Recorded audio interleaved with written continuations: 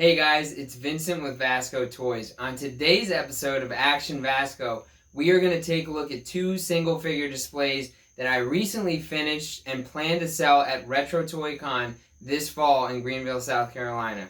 Can't wait to show you guys.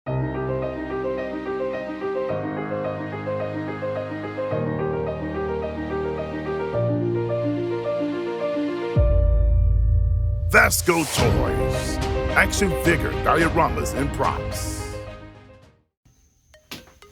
Okay, we're going to start with the terrain piece. I wanted this to be like a desert kind of sandstone piece. This is all one solid piece glued together. So sometimes I will magnetize my dials, but I find for the terrain pieces and also just for single display, it's easier for me sometimes to just permanently glue everything together. So this piece is unique because it has a lot of different debris activity going on that I want to explain. So with this, I have aquarium rocks that I use, which you can get in the pet aisle at Walmart for very cheap. I think it's like $4 for a pretty big bag or around that price. And then I also have just regular play sand that I had lying around that I sprinkled on. So with this, what I did first, of course, was carve everything out of pink insulation foam, and then I glued the insulation foam pieces that I thought made sense. So there was the base, of course. This is one piece. It looks like it has several different pieces to it, but it's really just one piece. And then I have this single kind of bigger rock at the bottom of the base here.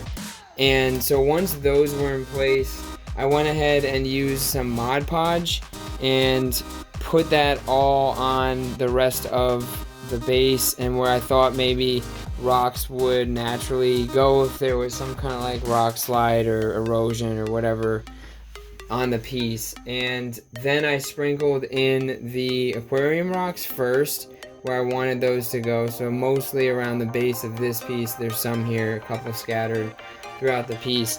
And then I went ahead and sprinkled that sand on all across the piece. Once that was finished, I used a Mod Podge water solution, which is just a mixture in a spray bottle like this one here. And I sprayed the whole thing down, soaked it, let it dry in the sun, and then I checked these to make sure that all this was intact and it wasn't going to come off. And then I did it again just to make sure that everything was going to stay on. After that, I took a desert sand color, this right here, Anita's Desert Sand, and I base coated the entire thing. From there, I did some different techniques. First, I started with what I believe is called a stippling technique. So I took some darker browns and watered them down a bit and just started to kind of like use the paintbrush to dab the different parts of the piece and let the paint run down where it would.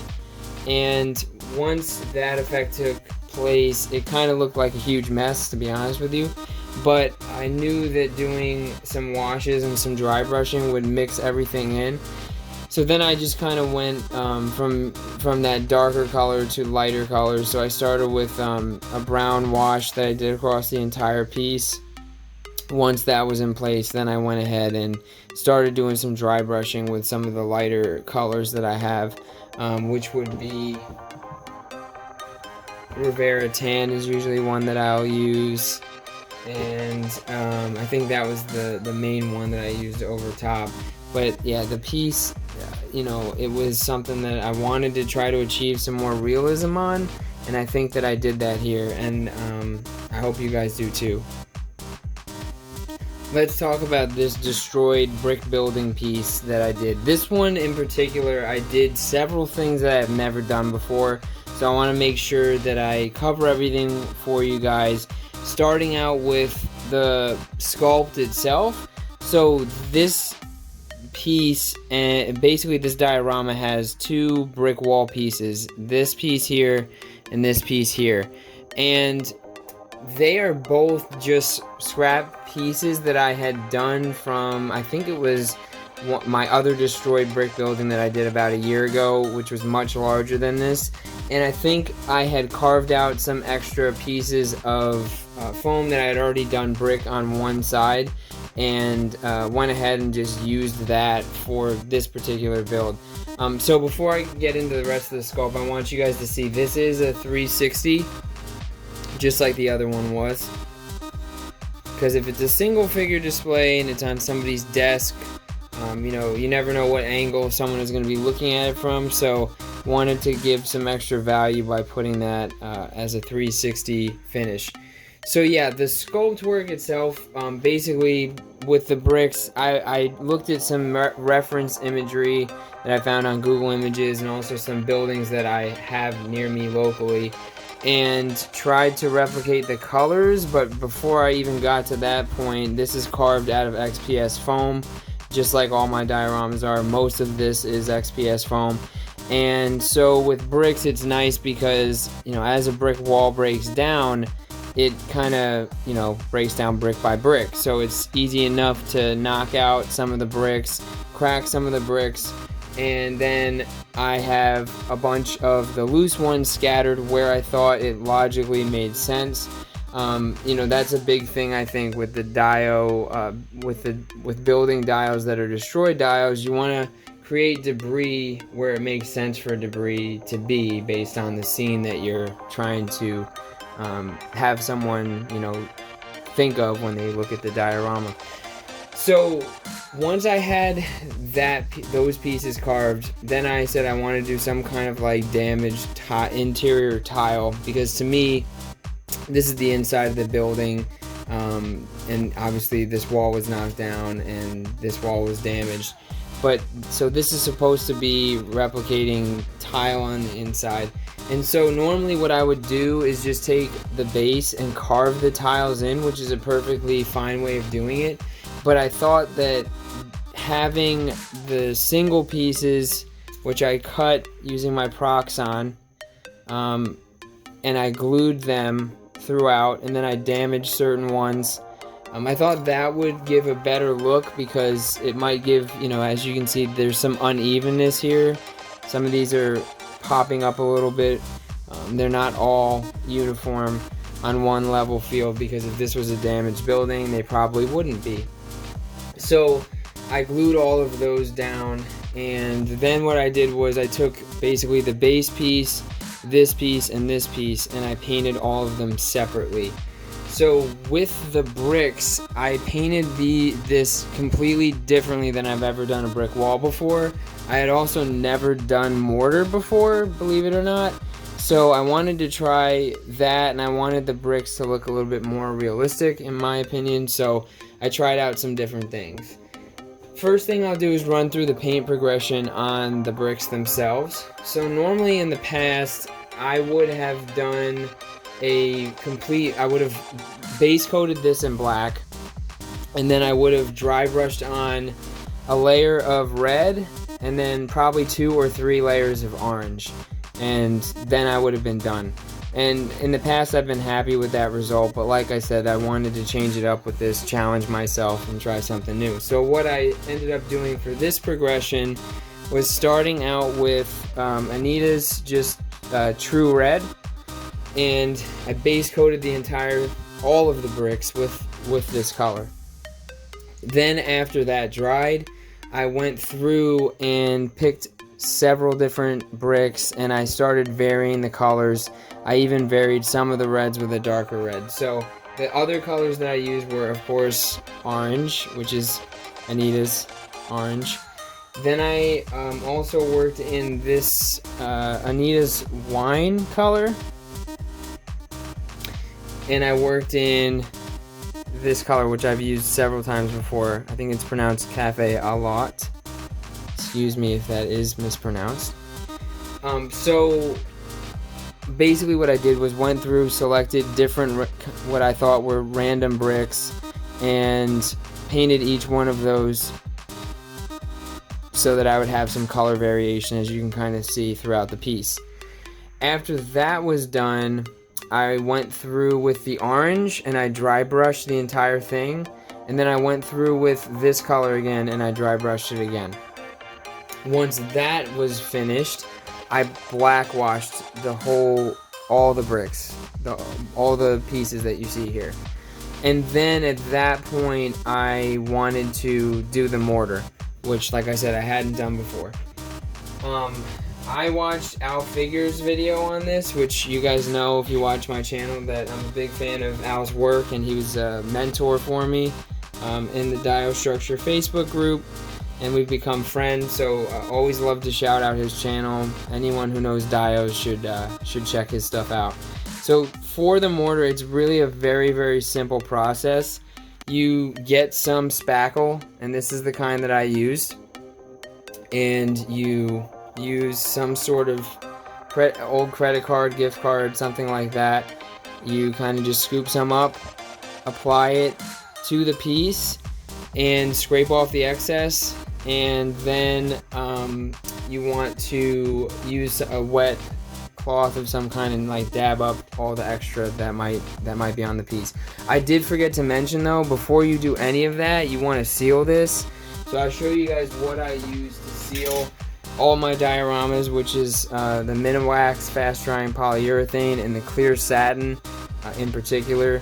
And even though it says clear satin, it really dries as a matte finish. As you guys can see, there's not a shine to it or anything like that. So I always use this, and I like this. So I used this first, and then I applied the spackle to create the mortar effect. Once that was done, I didn't like how bright it was because it's a white spackle, so I just went through with the black wash again and tried to be pretty careful about, you know, varying the colors a little bit on the mortar itself. So I just went line by line with a very thin paintbrush and went over the mortar lines. One other thing I wanted to point out about the mortar before I move on to the next thing is that because this was like a damaged building, I wanted to make sure that the mortar wasn't completely even throughout the piece. So you'll see like there's missing pieces, especially kind of like along the edges or where some damage happened, because I thought it would logically make sense to do it that way. And then you know, I thought it would just kind of like simulate that destroyed building effect a little bit more than if I had done it uniformly across the board. So the next thing is the window here, and it's pretty simple. So for the window itself, this design is based off of this 3D print, and this is somewhat of a failed print, but you guys can get the idea.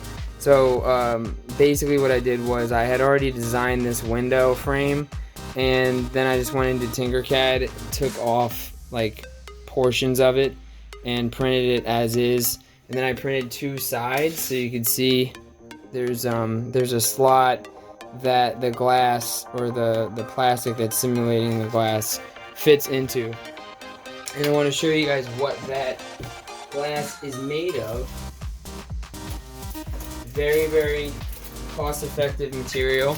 You can get these chopping mats at Dollar Tree for $1, and there's two in each package. So that's what I used for the glass. To simulate the cracked and like destroyed and kind of dusted up windows, I just dry brushed some gray onto that there. And then I also have never done a shattered glass effect before, and I want to see if you guys can tell when the light hits it. It'll reflect a little bit. But we have a bunch of different pieces that are permanently glued down using super glue, so they're not going to be going anywhere, to just show that maybe the window blew in and the glass shattered here onto the floor. So the last thing I want to talk about on this piece is how I did the debris. I kind of teased that at the beginning of this segment. So it is basically the same process that I talked about in the sandstone terrain piece. I laid down a bunch of play sand first, and then I painted the entire base, and I dry brushed some different grays and different browns and some tans because if it was, you know, based off of the destruction that happened from this brick building, maybe it would have those colors in it. And then once that was done, that's when I decided to glue down the different brick pieces on top of that. So I thought that that would give me a good kind of result in terms of a more realistic destruction piece. Okay, so I want to run through some different figure lines and just show you guys what the different lines look like that I think make sense in this Dio. Just like some of our favorite action figure reviewers who do their size comparisons when they do their figure reviews, I want to show you guys how you can use this Dio with some different lines. So the first one for me that I think of when I see something like this is the Mandalorian, and I have the Black Series Beskar version of Mando right here, and I think he looks really cool in the Dio. I also have a custom wired cape from Daredevil 19 Customs on him, which I highly recommend. Love their work. But so there's Mando in the diorama. The next line I want to show you guys is one I recently got into but absolutely love, Mythic Legions. And we've got Magnus right here in his awesome gold suit of armor. One of my favorites, and I know one of the favorites of Mythic Legions collectors of the recent wave that came out, the 8th year wave. So there's Magnus looking really cool, like he's about to go into battle on a terrain piece. I'm also a big fan of The Witcher, both the video game franchise and the show. This is McFarlane's Geralt of Rivia from the Witcher 3 video game. Love this figure. It's the only McFarlane figure that I currently have. So I wanted to get him in there so you guys could see a McFarlane one on the terrain piece. And last but not least, for the terrain diorama, I want to show you guys an Articulated Icons Ninja. I have the gray basic Ninja, and really think that he looks cool in here too. And you know, you could get a couple of those guys, even though these are technically, I'm calling them a single figure display. You could put 2 or 3 of them kind of huddled up here, ready to go. So there are the figure comparisons for this Dio. Okay, so I'm going to do the same kind of thing with the destroyed brick building piece. I did not put any Marvel Legends on the terrain piece, but I'm making up for it in this segment because I have several different Legends at different sizes that I'm going to show you guys. So we'll start out with the first of several X-Men figures that I'm going to put in here.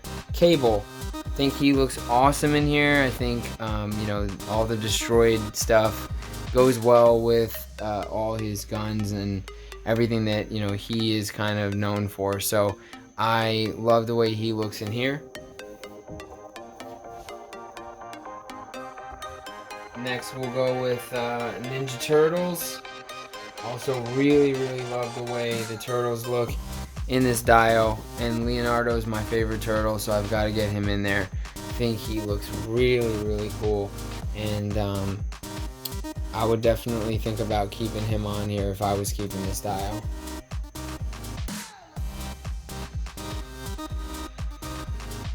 We've got the Dark Knight Returns Batman from Mafex.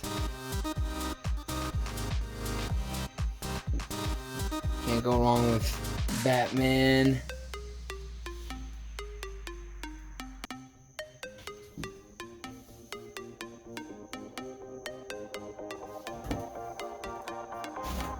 And we've got a couple other Legends to show you guys.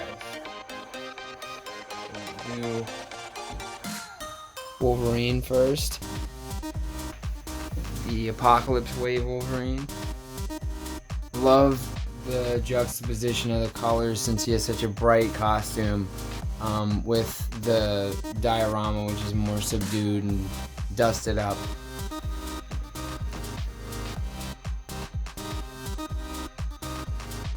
And I think Cap looks great, and of course the 80th anniversary Captain America is just an amazing looking figure But he looks great in here because this could very easily be a battlefield of some kind. And we all know he is a super soldier, so that works out. And then I wanted to show you guys a huge figure in the dial. I'm going to make sure that he barely gets in the frame, so I'm going to zoom out just a little bit. You can get Juggernaut in here. And I think obviously he makes a lot of sense because this is a destroyed building. Thank you guys so much for watching this episode of Action VASCO, where we took a look at 2 single figure displays that I plan to sell at Retro Toy Con this fall in Greenville, South Carolina. Can't wait to see everybody at the show. I appreciate everyone who's watched the episode and who subscribes to the channel. If you haven't subscribed yet and you enjoyed what you saw today, please consider doing so you can see other diorama builds that we have, other tutorials, and a whole lot more. Thank you guys so much. We'll see you on social media at VASCO Toys and in our next episode.